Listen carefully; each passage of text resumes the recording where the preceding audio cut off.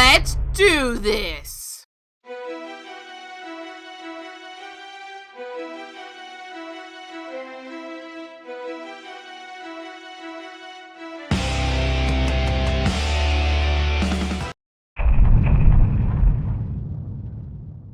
Oh my, this was a big review. In hindsight, I should have not tried to do this before Pokemon Month, so doing it now was a much easier paced option.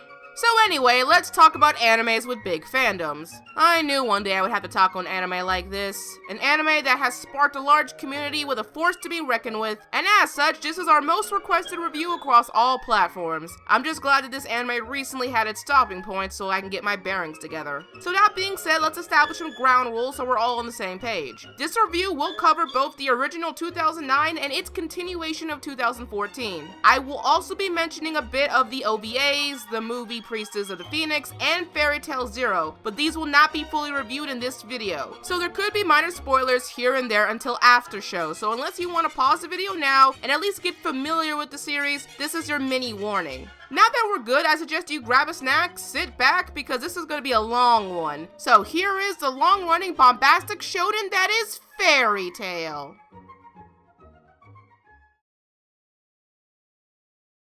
In the land of Fiore, where magical happenings are a part of everyday life, we meet Lucy Heartfilia, an up-and-coming celestial mage who is in search for the guild known as Fairy Tail, the most popular and destructive guild in all of the land. However, for better or worse, she happens to meet Natsu Dragoneel, the fire dragon slayer who not only saves her from a scamming wizard, but is also one of the fairy members of said guild. With an open invitation and a thirst for adventure, Lucy gladly follows him to his guild he calls home, and with the gleaming thought that a new journey was opening right before her.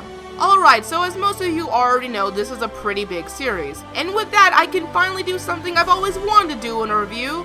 Cue it! Let's break it down!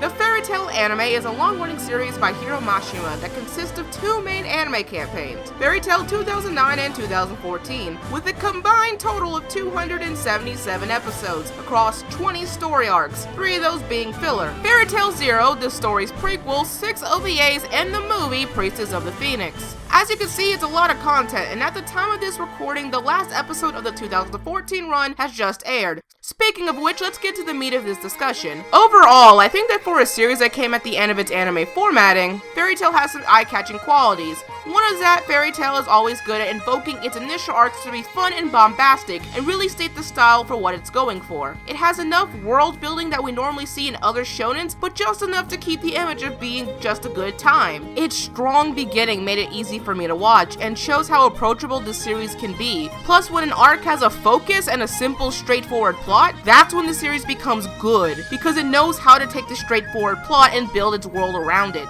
My favorite 2 arcs without a doubt has got to be the Tower of Heaven arc, which features Erza's past and her as a character, and you know what? The Key of the Starry Sky filler arc. Yeah, I liked the filler arc. That one was cool. Even though it had a fairy tale trope I highly didn't like, it was a solid, heartwarming story. Another plus is that the world of Fairy Tail is somewhere I'd like to visit. The way it's laid out and the tone is perfect for a series like this. It's a colorful world filled with many characters that it would just be cool to sit and hang out with. So with that all being said, why does this shonen, among others, get so much of a bad rap sometimes? Well, the problems it does display are really obvious, and frankly, I can't completely say the dozens of other reviews for this show are wrong. And here we go.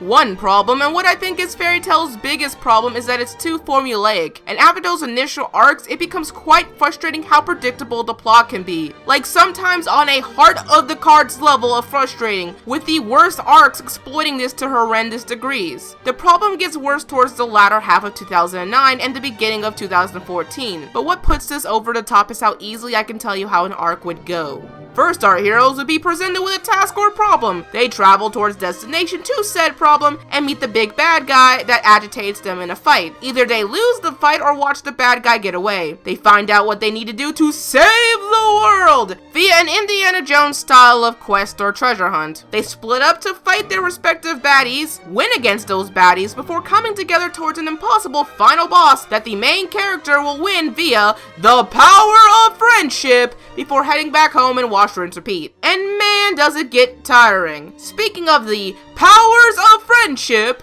There's a reason people think of this anime when they think of conclusions pulled out of thin air. Fairy Tail is the biggest shonen offender, behind a lot of the kid card gaming animes that use the Nakama power excessively. Sometimes it doesn't make the show exciting as it should because we know what's going to happen. Another thing is that the fan service really distracts things sometimes. I'm not saying that this is because fan service should not be in it at all. When it's done right, Hiro can make the scene a lot more funny, and in some occasions, dramatically appropriate. But I really don't know what Hiro is thinking sometimes. I mean, after about the Tanjora Island arc did the problem get really bad, and at this point the pacing of the series was troubling enough. Certain characters became fan service pawns, which because of all the distractions never got as much development as they should have gotten, but I'll save my sanity and get to that later. While other times it doesn't make sense why it's there at all. It's not harem genre distracting, but you have to remember this is supposedly a mainstream shonen. It's not like dark horses like Hunter x Hunter or Magi trying to push the boundaries of what's being talked about. This is fucking Fairy Tail. So by the time the big bad guy pulled out their cards, most of the fighting ended on a ridiculous power-up. And don't get me started on the multiple countdowns or character retractions of deaths because my god. 2 canon arcs that I didn't like, besides Magic Games of course, oh, I'll get to you, Magic Games. I'll get to you. Has got to be the Tanjora Island arc and the latter half of the Tartaros arc, because both consist of all of the problems I previously stated and then some. With all that being said, there are times I see myself just taking a break from the anime entirely, yet religiously reading each new chapter of the manga, so there's still a hook to this series, and ironically, why I think there's something to Fairy Tail that shouldn't be completely written off as plot-wise. But enough about that, so let's move on to characters.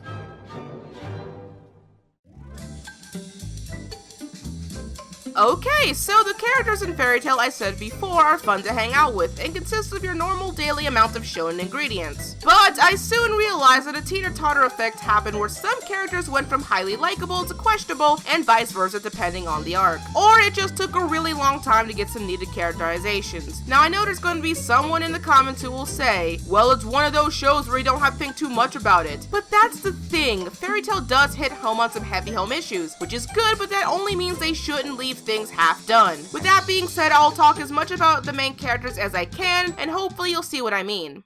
Let's start with Lucy, the first person we meet in the series and our show's slow progression main lead, who basically throughout the action tells the viewers that this series is told from her perspective. Let it be known that this is my favorite character of the show for a lot of personal reasons. Parts of it is because I really like slow progression shonen characters, even though a lot of people don't like these types of characters. What they basically are in a shonen series is that you need to have someone who isn't as strong as everyone else, someone who shows a lot of their weaknesses and flaws from the get-go, yet they are put in a position where we as the viewers can slowly watch their lives form, seeing all the history come off into a grand payoff by the end of the series. Now do not get this confused with the Chosen One character, who can sometimes start off weak and get stronger via prophecy, though it can be easily said that this character can be both of these. But a slow progression character may never get super badass, but when they finally succeed at something, you want to cheer them on. Note that 9 times out of 10 you can tell a slow progression character from the way they solve their problems. It might not be using their fists, but rather level up in other means like smarter strategy or skill. Perfect examples include Komatsu from Toriko, Alibaba from Magi, Usopp from One Piece, and to the extent Hinata and or Sakura from Naruto. But back to Lucy, a lot of people don't tend to like her because she's turned into the fan service poster child of this show, but to me I love her for how relatable she is. It's noted at various times that out of her entire group she's not only the smartest, but has one of the biggest magic capacities, and though her magic isn't focused on heavy damage or Fist of Fury, it's a nice fit for her and she herself finds her own direct ways to fight back. I love any time where she is put up in a good matchup to showcase her as a crafty, goofy mage who uses her ingenuity to take out her foes. And in all honesty, the power of friendship I talked about earlier fits her the best out of everyone as well, since her celestial powers are based on her bonds with her spirits. Now where the teeter-tottering effect comes in is towards, again, the more recent arcs where she has become the pandering fanservice damsel in distress, especially in that filler arc.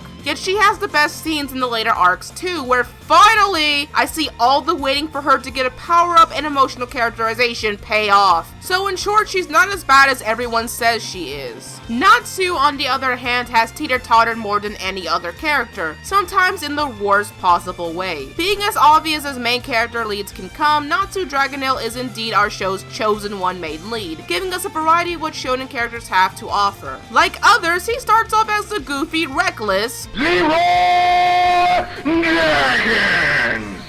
Who runs in hands ablaze into whatever phases him. He is the never give up lead to which he does a power of friendship speech so often and it makes me want to hit my head with a toaster. He also gets too many damn power-ups in such a short amount of time. All the rush power levels makes me mad and confused and I just wanna Saitama the guy. But what does save him is his interactions with other characters. The chemistry and life lessons he learns from his friends are charming and his great sense of kindness and emotional traits are best seen here. With Lucy, it's just a ball of cuteness where his reckless abandonment is just a display of making her feel better. From characters like Erza or Gildarts, he learns what it means to be inferior to someone, and to not just run in head first, but to acknowledge his fears. And with Gray, well, it's obvious where that is going sometimes. In fact, when Natsu isn't trying to save the world, or if something isn't so serious, he is really fun to watch. The OVAs are a prime example of that with his chemistry with other characters. Not to mention the few weaknesses he does have are pretty iconic now. My problem with Natsu, or should I say, Hiro's use of Natsu, is the unexplained, out of nowhere, knight in shining armor plays he does on other characters. Stop pulling a Natsu all the time in these matchups. Another thing is that Natsu needs more flaws than the transportation sickness, because it's becoming how annoying how OP he can get. He's becoming more aware of how he fights, but still needs a little balancing out. Moving on to Erza. Oh Hiro, why? Why did you have to turn her into a dank meme? Why? Erza is the badass character. Someone who could stand tall in the face of any danger, and what I like about her is that she's a good foil for Lucy. Where Lucy isn't as strong physically but more mentally, Erza is the opposite, being strong physically but has been shown time and time again that she isn't the best in the smarts department. Now, I'm not saying she's dumb, so pitchforks down. I'm just saying that if you compare her intelligence to others in the book smarts department, like analytically thinking of things, she isn't the smartest. She's a great leader, but when it comes down to it, she'd rather fight on her own so no one else would get hurt. Otherwise, she would blame herself.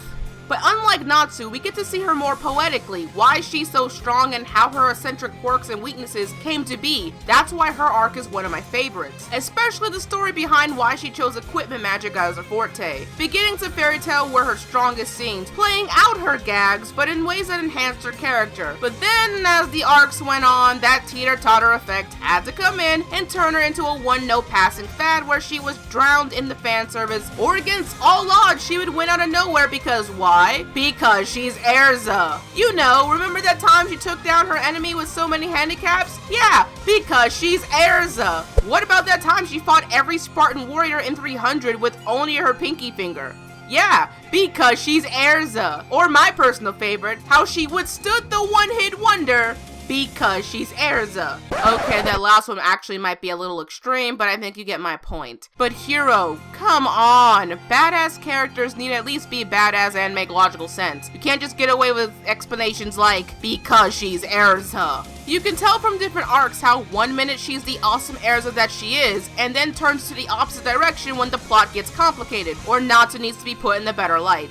Poor Erza, she is still a great character despite Hiro's whiplashing, but, The last person I will talk about is Gray Fullbuster, the nudist ice mage who was a fan favorite among the ladies. Not only is he Natsu's rival and obvious foil because, you know, ice, fire, yeah. He has a good combination of characterization, continuous plot progression, and wins and losses in battles. Think of him as the Mario setting in Mario Kart with all average stats. Though ironically, his performance as the rival character is kinda weak, and frankly it's not his fault. His story is a heart-wrenching one that even pulls in other characters, but once again, when the plot gets complicated and Natsu bulldozes his way into the plot, he kinda gets shafted for smaller roles as the arcs went on. Though his payoff in recent arcs was really cool, no pun intended. I love how every time we are getting a matchup or problem facing Gray, it piles back onto his story, which makes me think that Gray was Hiro's most prepared character in terms of plot, and almost like the series was originally going to be about him instead of Natsu, though this is just an assumption. Sadly, there's not much I will say on Gray because he's so tied into the plot for spoiler reasons. But if Natsu is the chosen one, Lucy is the smart one who gradually becomes a chosen one, Erza the badass power-heavy leader, then Gray is the most skilled for his powers are very skill-based. I like the added concentration flair as we watch him grow up to train these techniques. Heck, Gray would have been my favorite character too if Lucy wasn't around. I just wish he got some credible recent screen time instead of getting Yeah, I don't want to talk about that arc. Of course, there are a lot of characters in Fairy Tail, both reoccurring and from other guilds, that I just couldn't all fit in one review. Though for those wondering, I'm not going to talk about Wendy because she doesn't come in early enough for me without, spoilers. But the rest of the large cast is honestly a mixed bag. Some are fantastic, others not so much. But I guess that's in the way the charm of Fairy Tail's colorful appearance. Oh, what's that? Check the time. Oh my goodness, this is getting long. Well, I guess this calls for a part 2. Next time, we'll talk about the presentation, get our hands real deep in after show, and learn the true moral of this review. This is Shannon, and until part 2, stay tuned to Anime America. Want to support the production? Check out our brand new store on Store Envy. For a small price, you can have a one-of-a-kind poster made by yours truly. If you can only give a small amount to help us out, check out our Patreon page. Any amount you wish to give us goes towards our production needs, so anything you can give us helps us a lot. To keep up with the latest in Anime America stuff, follow us on Facebook, Twitter, Instagram, and even Tumblr. Be sure to like, favorite, and subscribe to Anime America for more awesome reviews and top 10 lists. If you're interested in anything of pop culture, be sure to subscribe to Pop Spectrum. Thank you all for watching, and stay tuned to Anime America.